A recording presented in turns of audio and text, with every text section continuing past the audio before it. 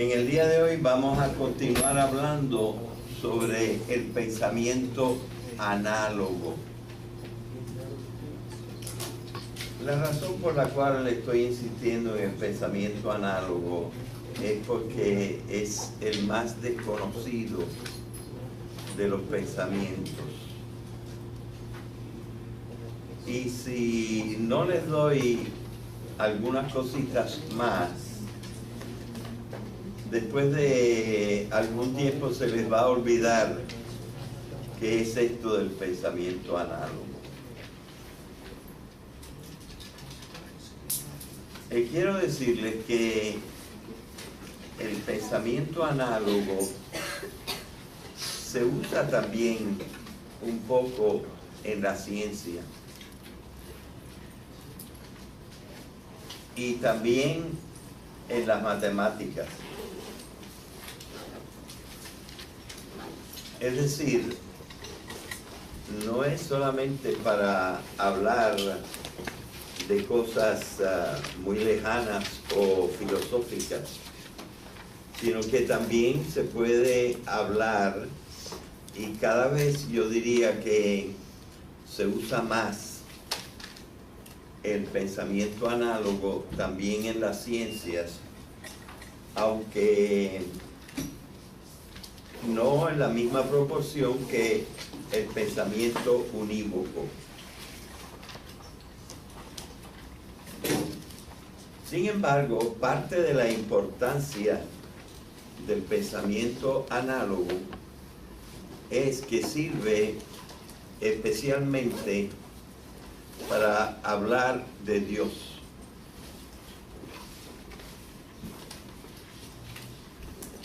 Así que también en ese sentido es importante.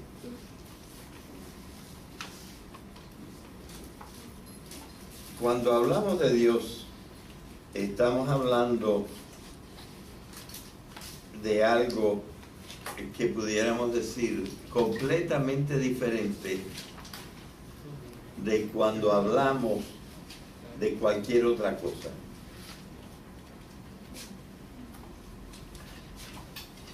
En esta clase yo he hablado un poco de la trascendencia, ¿verdad que sí? Nosotros dijimos algo de la trascendencia. ¿Y qué quiere decir trascendencia? Ustedes lo saben. ¿Quién me puede decir qué quiere decir trascendencia? O trascender. ¿Qué es trascender?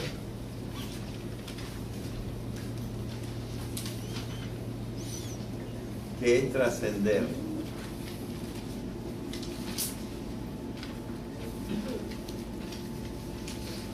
Caramba. Pues lo repito. ¿Ah? Muy bien, muy bien. Ir más allá. Cuando yo digo más allá, se entiende que estoy hablando de algún límite. Por ejemplo, yo puedo trascender la puerta, y eso quiere decir que voy más allá de la puerta. El límite era la puerta.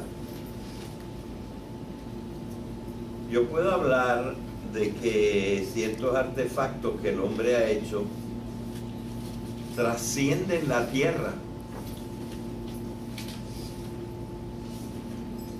y se van al espacio. Uno que otro de los artefactos que los hombres han hecho no solamente han trascendido la tierra, sino que han trascendido el sistema solar. De estos hay poquitos, o uno. No sé si hay uno o más, pero hay alguno de estos artefactos que ha trascendido el sistema solar y se ha ido al espacio, a lo mejor en busca de otra galaxia a la que podría llegar.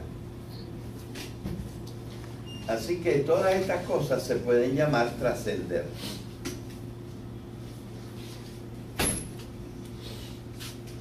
Pero este uso de la palabra trascender es un uso que pudiéramos decir corriente, pero no es el principal uso de la palabra trascendencia, de la palabra trascender. Porque el otro uso de la palabra trascender es trascenderlo todo. Ahora, esto ya se vuelve un poco inimaginable. ¿Cómo lo va a trascender uno todo? Bueno, esto es característico también del resto del lenguaje análogo, en el sentido de que se puede hablar de cosas no bien imaginables, que no se pueden imaginar muy bien. De Dios se dice que lo trasciende todo. Y naturalmente es difícil explicarlo.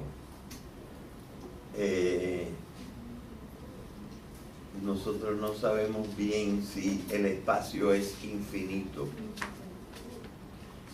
Es decir, si cuando nos encontramos el último cuerpo, el más alejado del centro del universo, después de allí sigue habiendo espacio.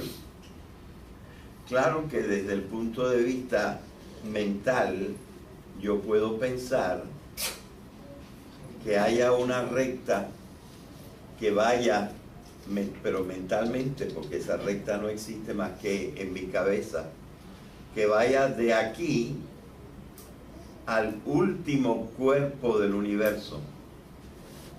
Pero igualmente que yo puedo pensar en esa recta, puedo pensar que esa recta de allí, siguiendo en adelante, vaya hasta la misma distancia después de el último cuerpo. O sea, me estoy medio que imaginando que el espacio en ese sentido no terminaría. Y en este sentido se habla del infinito. Es aquí una palabra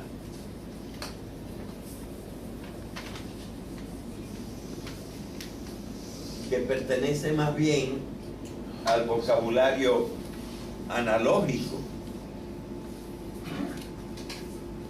porque recuerden ustedes que la ciencia habla con el pensamiento unívoco y habla de hechos y cosas, pero infinito quiere decir no fin, sin fin. Ahora, fin no es una cosa, fin no es un hecho, fin es una idea.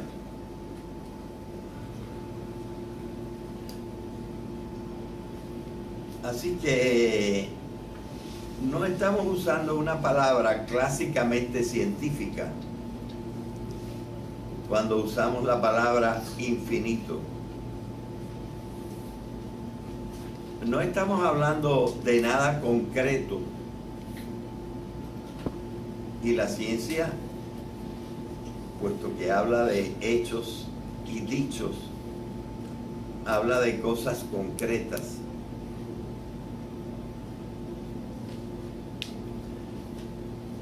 Fin se puede tomar en varios sentidos.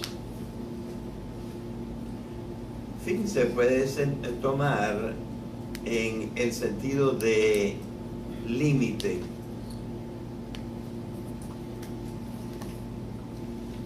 Todo lo concreto tiene límite. Un árbol termina en alguna parte. Una mesa termina claramente en alguna parte.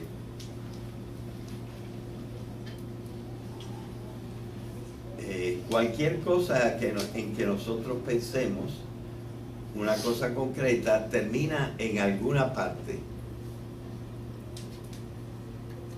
Hay un filósofo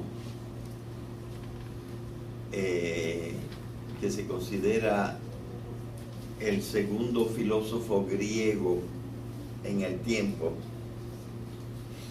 que se llamó Anaximandro. A él lo había precedido el filósofo Tales de Mileto.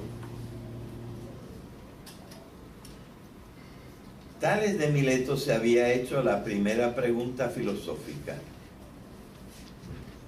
Y esa pregunta filosófica fue: ¿de dónde viene todo?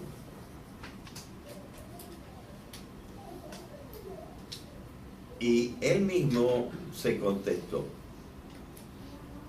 Probablemente cuando él estaba formulando la pregunta, para él todo significaba todo lo que yo veo aquí en el planeta. Aunque quizá haya incluido las estrellas porque se veían. No sé si habría incluido las estrellas también, pero estaba hablando del planeta. Y es más, parece que estaba hablando, cuando pensó en todo, que estaba pensando en las cosas vivas. Lo digo por la respuesta. ¿Qué respondió él a la pregunta de dónde viene todo?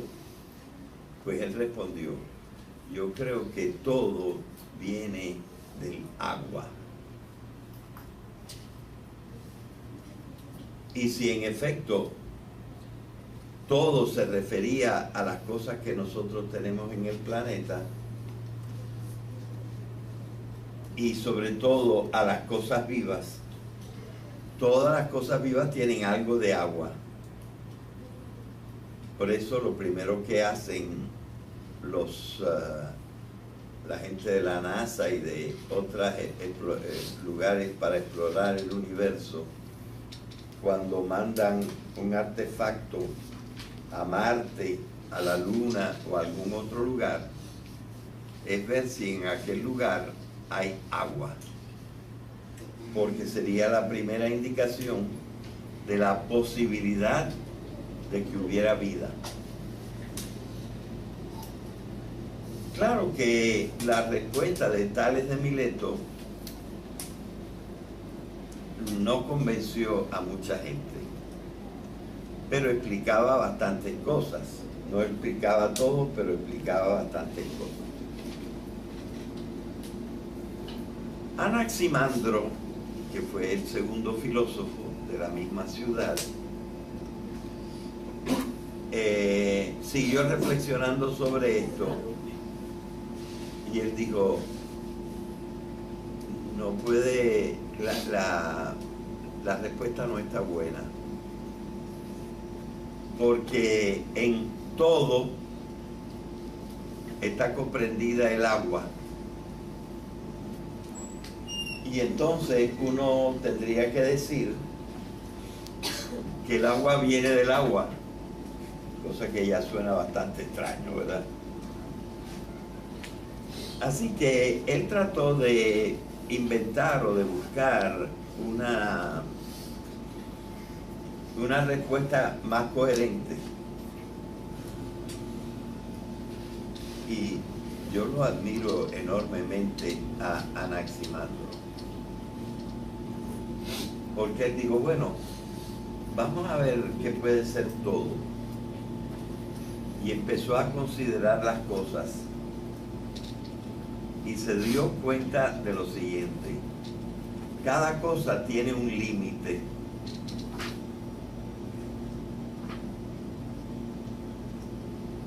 Hasta si tú miras una estrella,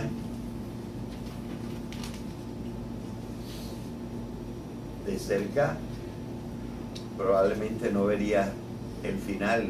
De donde tú estás no verías el final. Nos pasa también en la tierra. Nosotros vemos el horizonte, pero ese límite no es completamente final, porque sabemos que si nosotros llegáramos a donde está el horizonte que vemos desde aquí, nos encontraríamos que el horizonte se ha alejado todavía muchísimo más. Igual, otra cantidad igual. Así que todas las cosas tienen un límite. Límite se dice en griego peiras.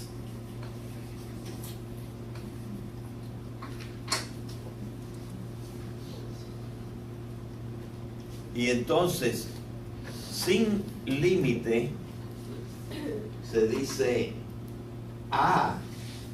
A quiere decir no. Peirón.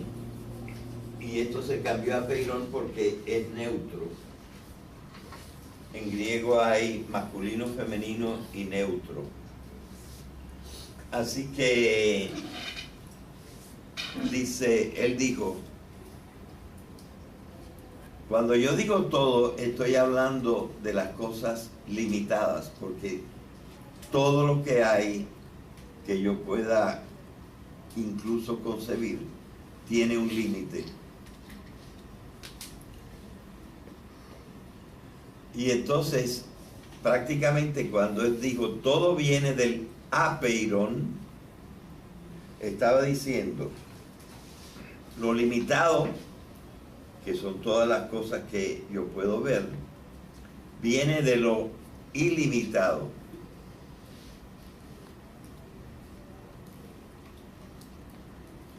Y esta fue la primera forma de decir algo parecido a infinito. Porque el límite es el fin de cualquier objeto. Pero si no tiene fin, es que sigue y sigue y sigue y sigue y sigue. Así que el primer concepto que hubo en este sentido no fue propiamente infinito, pero fue apeirón. Curiosamente, el apeirón fue concebido como algo imperfecto, porque le faltaba algo. Lo que le faltaba era el límite.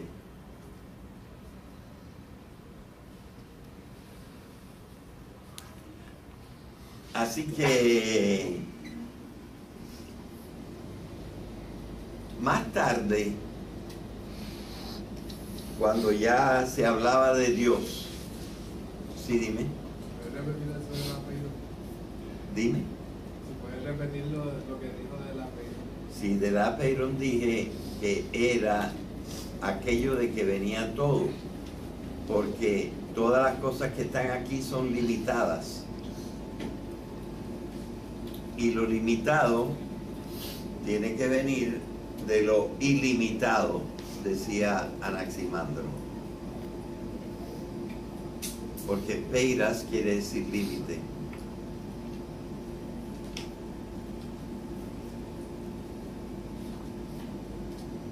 Muchos de los antiguos, cuando empezaron a hablar de Dios,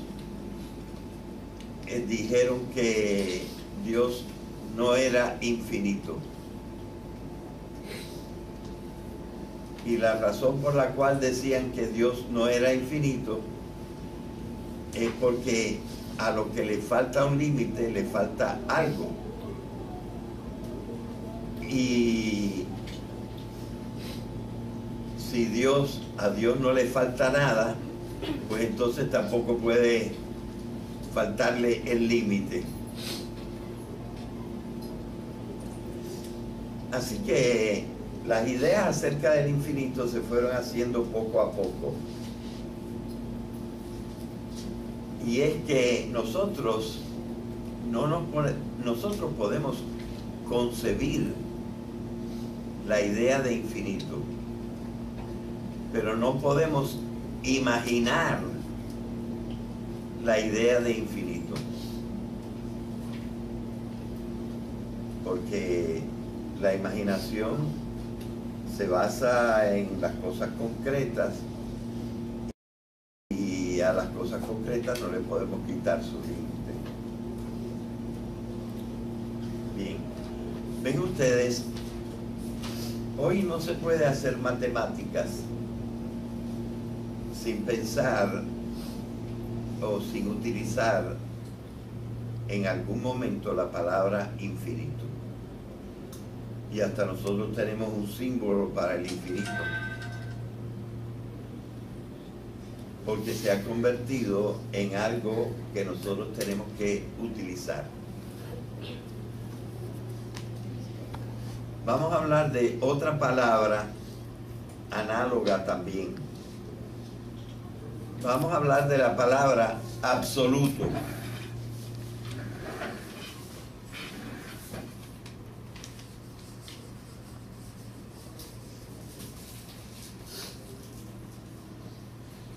La palabra absoluto tiene dos partes.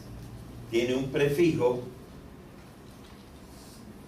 Bueno, y tiene tres partes porque esta parte de acá es como un sufijo. Y en latín la U y la V eran la misma letra al principio. La palabra absoluto es la misma palabra que en español la palabra suelto.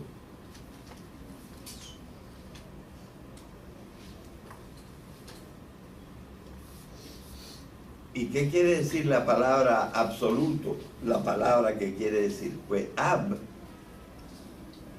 es algo negativo.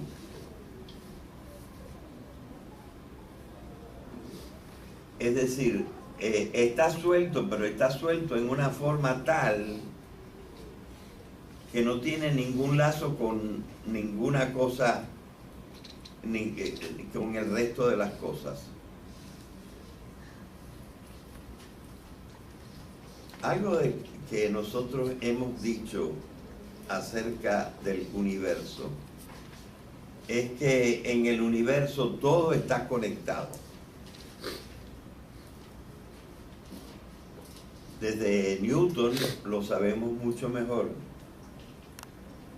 porque él estuvo hablando de la gravedad, es decir, de que los cuerpos se atraen unos a otros. Calculó en qué medida se atraen los cuerpos unos de otros. Y entonces vemos que los cuerpos están conectados por una fuerza que los atrae los unos a los otros, y esa fuerza la llamamos la gravedad.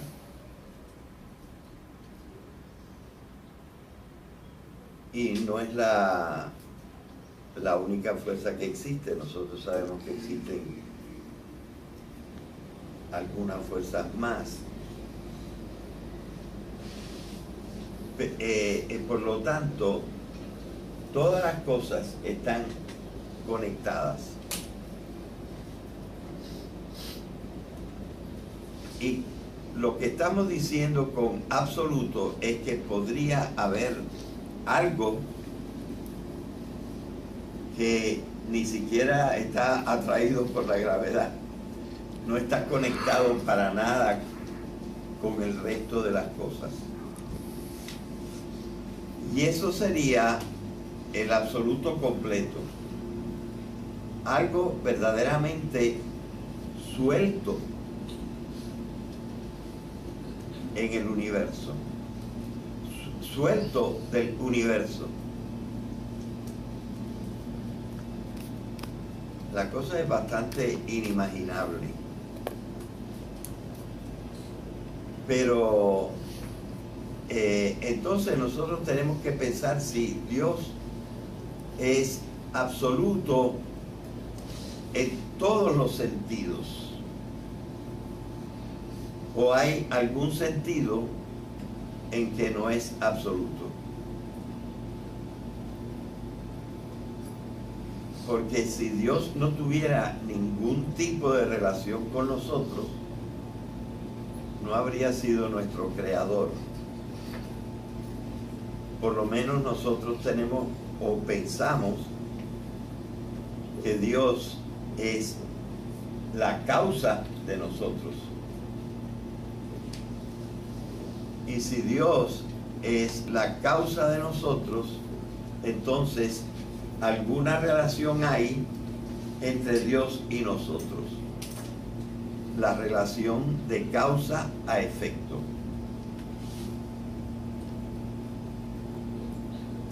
Entonces, ¿qué podemos decir del absoluto? Bueno, pues se ha inventado la manera de decir que de todas maneras en algún sentido sí es absoluto. Porque Dios no tenía necesidad de crearnos, decimos. Dios no tenía necesidad de crearnos. Entonces, lo que podemos decir es que en cuanto nosotros existimos, porque Dios sin necesidad de todas maneras nos creó, entonces nosotros podemos decir que Dios, como ser necesario, no tiene ninguna relación con nosotros. Pero del hecho de la creación tiene una relación con los seres contingentes. Contingente quiere decir que aunque podían no existir, existen.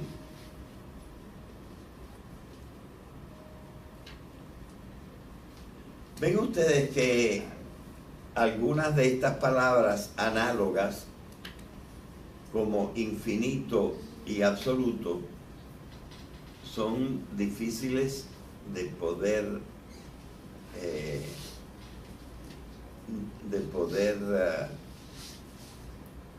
imaginar. Aunque se pueden comprender, no se pueden imaginar bien. Otra cosa sería, o una cosa parecida sería hablar de la misma palabra Dios.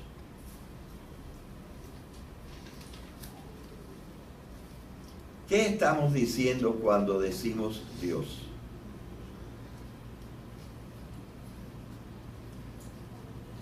Bueno, lo que podemos decir es que, como toda palabra, tiene su significante. ¿Se acuerdan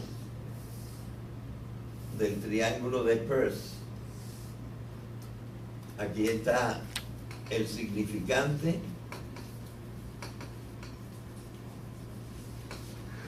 aquí está el significado,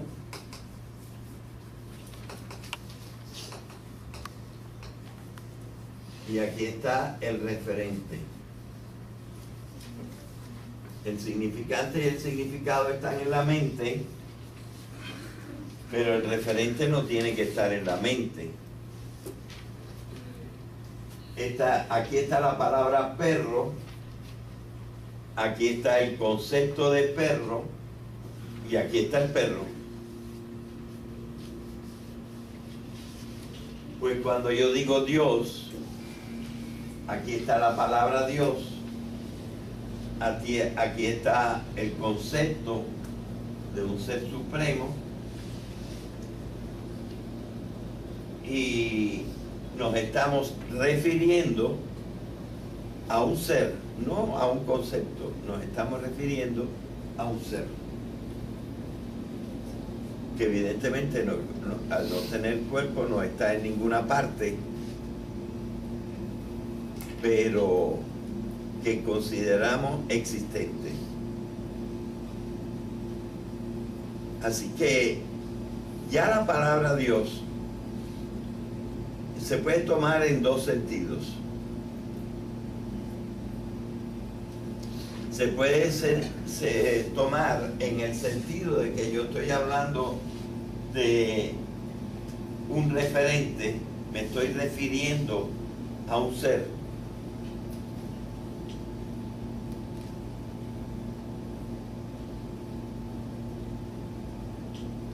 Y no me estoy refiriendo solamente a un concepto.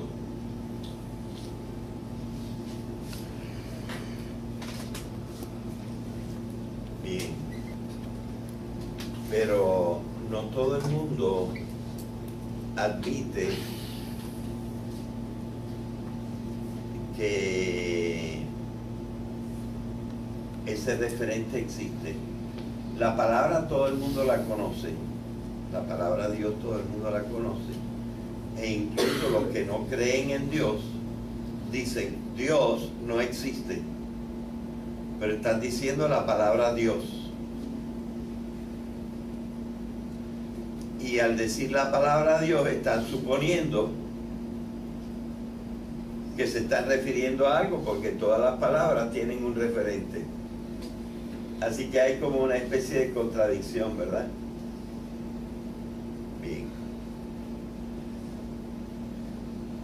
De todas maneras, si tú supones que no solamente está la palabra Dios y el concepto de Dios, sino que también hay un referente al que tú te estás refiriendo con la palabra Dios, entonces se dice que tú estás usando lenguaje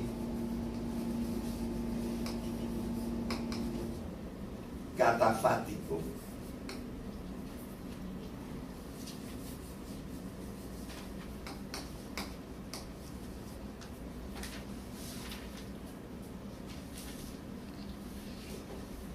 Pero hay veces que nosotros no le usamos lenguaje catafático. Ahora yo explico catafático. Hay veces que nosotros no usamos lenguaje catafático. Y para Dios, nosotros usamos mayormente lenguaje que se llama apofático.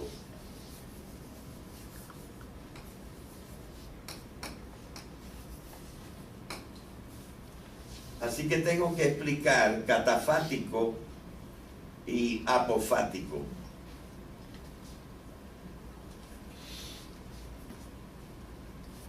Nosotros conocemos la palabra fatum,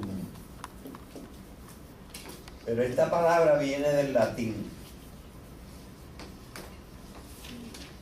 y quiere decir más o menos el destino. De ahí viene la palabra hado y hada. Así que esta palabra no la estamos usando. Estamos usando una palabra griega que se escribe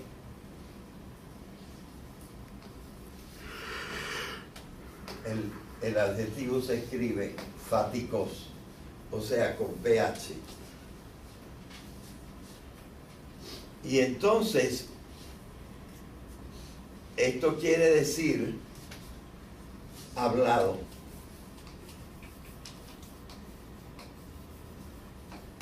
Una cosa hablada. Es decir, el significante, más bien el significante y poco el significado. Porque kata quiere decir según lo hablado. Aquí si nosotros tenemos un referente, cuando nosotros hablamos, ordinariamente hablamos de algo, y ese algo es el referente. Pero apó quiere decir un poco lejos de lo hablado. Es decir, tú dijiste la palabra, pero no sabes gran cosa del referente. Así que apofático quiere decir que sí, que tú te estás refiriendo a algo, pero que no sabes lo que es.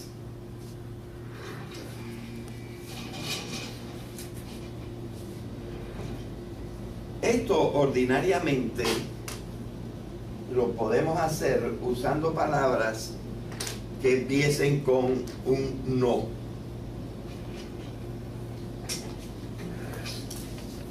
Como la palabra infinito. Dios es infinito. Dios es inmutable, es decir, no cambia. Todas las cosas negativas que nosotros decimos de Dios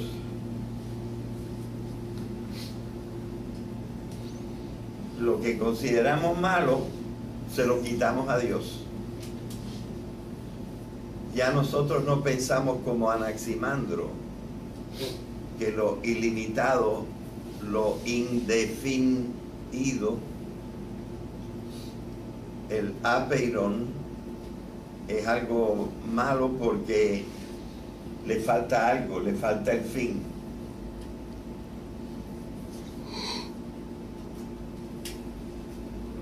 Ya no pensamos así, sino que al contrario pensamos que el fin es algo malo también. Y de Dios entonces decimos que no tiene fin. Pensamos que el cambio es malo y por eso decimos que Dios no cambia. ¿Por qué el cambio es malo? Porque en el cambio tú pasas del no ser al ser, no ser algo a ser algo, o pasas de ser algo a ser menos. Por eso es que los antiguos decían que Dios es inmutable. Bueno, yo estoy tratando de que ustedes vean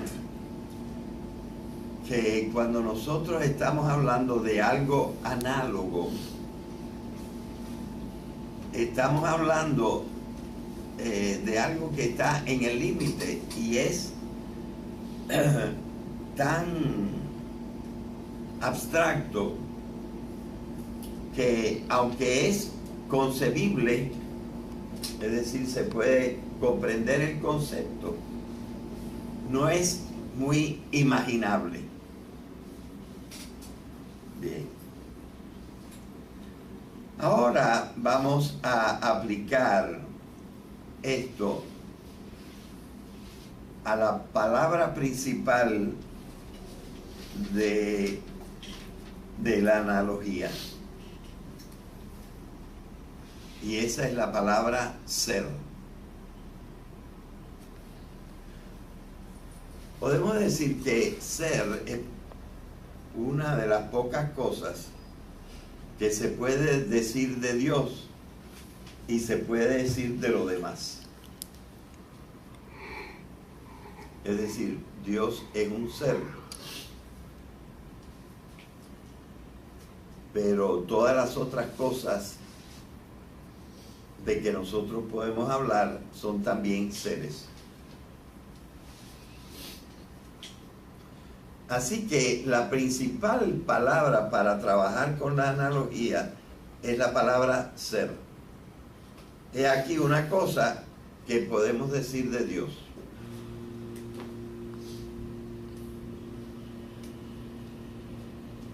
En este sentido, la palabra ser no se distingue en su significado de la palabra existente. Cuando decimos que Dios es un ser, queremos decir que Dios existe. De cualquier otra cosa que nosotros hablemos, también podemos decir que existe. Claro, hay algunas cosas que no existen fuera de nuestra cabeza. Son los conceptos.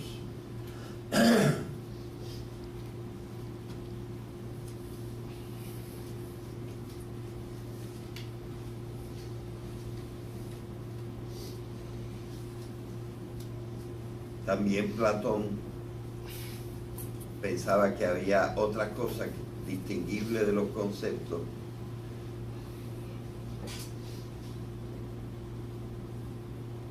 que existían pero en otra forma, y son lo que él llamaba las formas o ideas.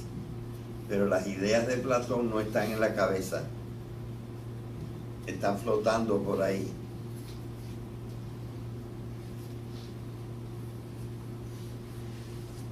Ven ustedes que los filósofos han tenido que recurrir a toda esta serie de conceptos para poder entender mejor y comprender. De manera que nosotros podemos decir que hay una relación entre Dios y todo lo demás. Y esta relación es que Dios es.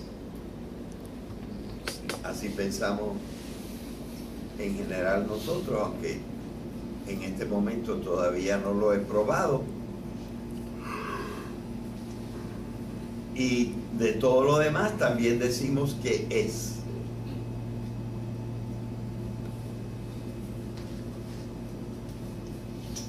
Pero entonces tenemos que decir, sí, es, pero no en el mismo sentido que nosotros.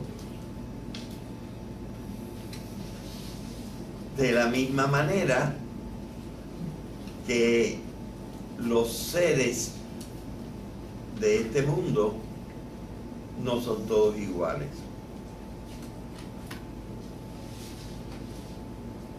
Así, por ejemplo, nosotros ya ahora pensamos, porque nos lo han dicho los científicos, que los átomos existen.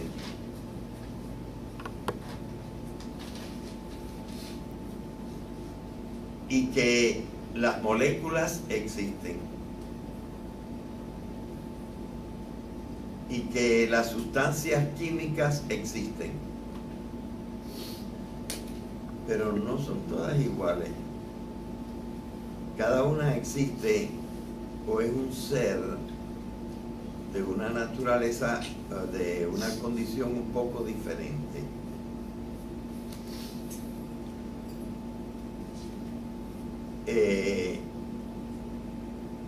Y todavía más diferente cuando nosotros empezamos a hablar de un ser vivo.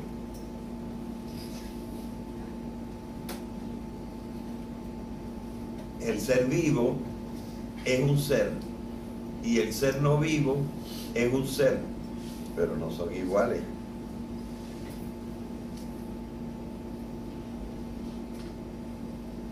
Y un ser como nosotros, que está vivo, no es un ser igualito que los animales o que las plantas, porque tiene algo que los animales y las plantas propiamente no tienen. Si no queremos hablar de la conciencia, porque los animales tienen un poquito de conciencia, hablemos de la ética, de la moral, que los animales verdaderamente no tienen. Así que los seres no son completamente iguales. de los seres nosotros decimos que son análogos, porque tienen algo igual y algo diferente. Los filósofos han pensado y dicho, no solamente en el caso de Dios y el caso nuestro, sino también el caso nuestro con el caso de los animales y el caso de los animales y de las plantas comparado con el caso de los seres inanimados. Han dicho lo siguiente: entre los seres análogos hay más diferencias que similitudes.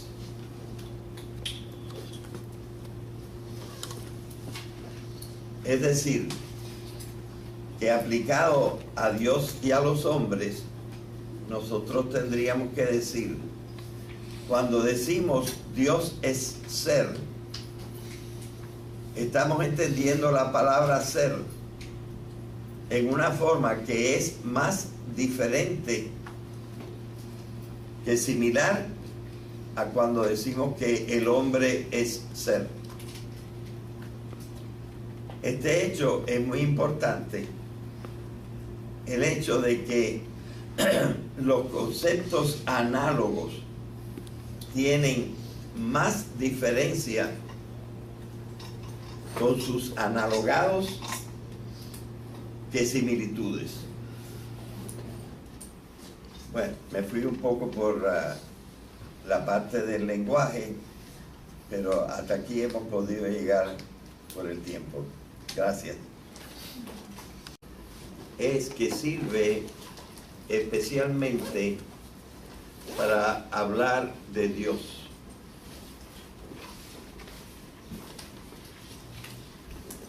Así que también en ese sentido es importante.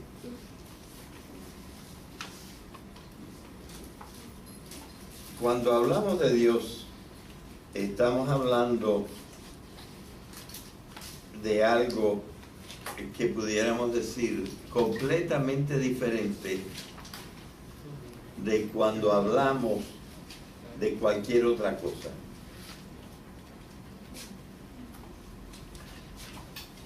En esta clase yo he hablado un poco de la trascendencia, ¿verdad que sí? Nosotros dijimos algo de tender la puerta, y eso quiere decir que voy más allá de la puerta. El límite era la puerta. Yo puedo hablar de que ciertos artefactos que el hombre ha hecho trascienden la tierra y se van al espacio. Uno que otro de los artefactos que los hombres han hecho no solamente han trascendido la tierra, sino que han trascendido el sistema solar. De estos hay poquitos, o uno, la trascendencia. ¿Y qué quiere decir trascendencia? Ustedes lo saben. ¿Quién me puede decir qué quiere decir trascendencia o trascender? ¿Qué es trascender?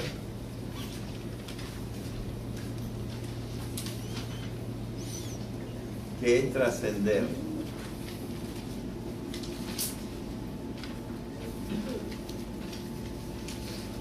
Caramba. Pues lo repito yo. ¿Ah? Muy bien, muy bien. Ir más allá.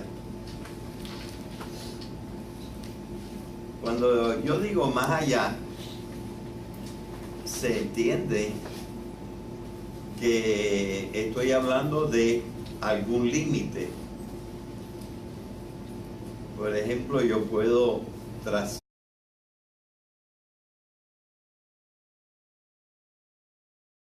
En el día de hoy vamos a continuar hablando sobre el pensamiento análogo. La razón por la cual le estoy insistiendo en el pensamiento análogo es porque es el más desconocido de los pensamientos. Y si no les doy algunas cositas más, después de algún tiempo se les va a olvidar qué es esto del pensamiento análogo. Quiero decirles que el pensamiento análogo se usa también un poco en la ciencia y también en las matemáticas. Es decir, no es solamente para hablar de cosas muy lejanas o filosóficas, sino que también se puede hablar, y cada vez yo diría que se usa más el pensamiento análogo también en las ciencias, aunque no en la misma proporción que el pensamiento unívoco. Sin embargo, parte de la importancia del pensamiento análogo